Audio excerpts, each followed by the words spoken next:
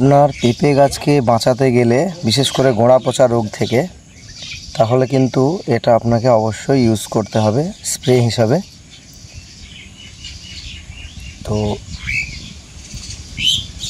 এটা কি দেওয়া হচ্ছে বা জিনিসটা কি সেটা অবশ্যই আপনাদের সঙ্গে শেয়ার করব।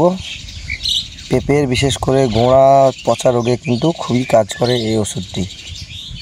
আসসালামু আলাইকুম সুপ্রিয় দর্শক মণ্ডলী, কেমন আছেন আপনারা? দেশ ও দেশের বাইরে যে যেখান থেকে আজকের এই প্রতিবেদনটি দেখছেন সকলকে স্বাগত জানাই আশার আলো গার্ডেনিং চ্যানেলের পক্ষ থেকে। আপনারা তো জানেন আশার আলো গার্ডেনিং চ্যানেল সর্বদা সবুজের সাথে, সেই সঙ্গে কৃষকের পাশে। আজকে খুবই গুরুত্বপূর্ণ একটা বিষয় আপনাদের সঙ্গে শেয়ার করব। এই যে গাছগুলো আপনারা দেখছেন, গাছের যে গোড়াগুলো পচে গেছে, বেশ কিছু গাছ তো আমার মারাও গেছে বৃষ্টির জন্য।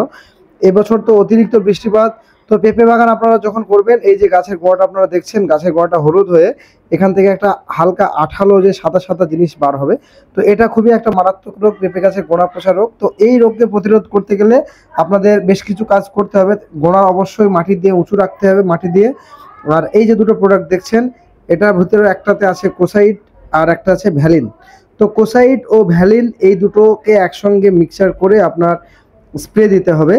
তো এই স্প্রেটা আপনার গাছের গোড়া থেকে নিয়ে শুরু করে মাটিটা সমস্ত কিছু দিতে হবে। অন্তত 10 দিন পর পর একবার স্প্রে দেবেন, তাহলে কিন্তু গাছ সুস্থ থাকবে।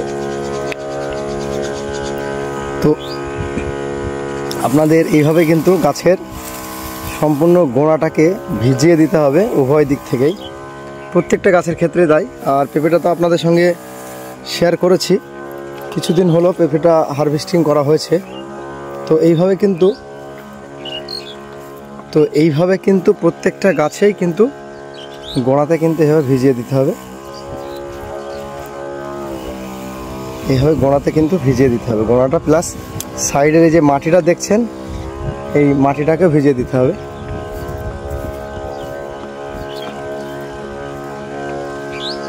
এইভাবে কিন্তু দিতে হবে সম্পূর্ণ গোড়া প্লাস গাছের গোড়াকার মাটি।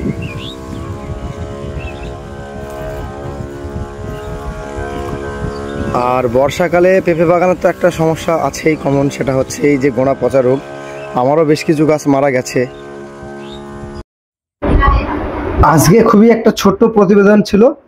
আজকের ভিডিওটি কেমন লাগলো অবশ্যই কমেন্টে জানাবেন। ভিডিওটি ভালো লাগলে অবশ্যই একটি লাইক করবেন। দেশ ও প্রবাস থেকে অলরেডি আমার চ্যানেলকে যারা সাবস্ক্রাইব করে রেখেছেন তাদেরকে অসংখ্য ধন্যবাদ। নতুনদের উদ্দেশ্যে একটি বার্তা, আপনারা আমার চ্যানেলকে সাবস্ক্রাইব করে অল নোটিফিকেশন বেলটি অন করে রাখবেন, যাতে করে আমি কোনো ভিডিও দিলে খুব সহজে আপনারা নোটিফিকেশন পেয়ে যান। প্রত্যেক ভিডিও শেষে আমি আপনাদের যেটা বলি আবারও বলছি, আপনারা সকলে ভালো থাকবেন, সুস্থ থাকবেন।